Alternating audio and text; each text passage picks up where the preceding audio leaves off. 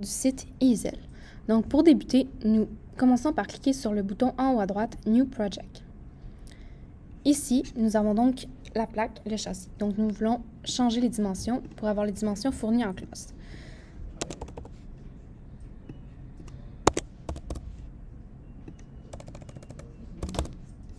Ensuite, il faut également changer le diamètre de la mèche pour un diamètre de 1/16e pouce.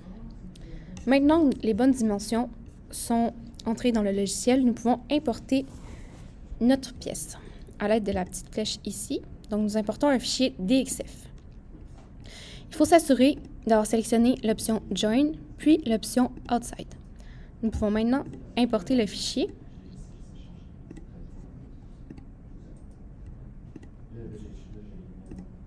Maintenant, le fichier est importé. Il faut changer de dimension parce qu'il est vraiment trop gros.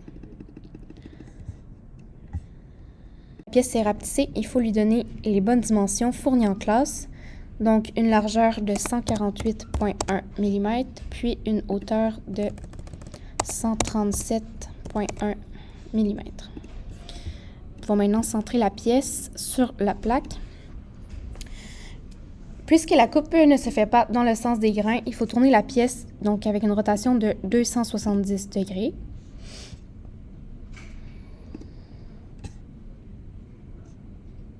Nous voulons maintenant nous assurer que la profondeur soit bien de 75 mm pour que la mèche aille tout au fond de la pièce. Ensuite, il faut ajouter des attaches aux deux côtés de la pièce, donc un côté et puis l'autre côté. Nous pouvons voir les attaches qui sont bien positionnées sur des lignes seulement.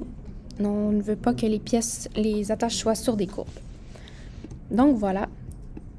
Ensuite, nous voulons simuler pour obtenir la durée. Donc, nous pouvons voir le logiciel nous donne une durée environ de 2h14 minutes. Nous pouvons accélérer ici, puisque la durée est assez longue. C'est une pièce très volumineuse.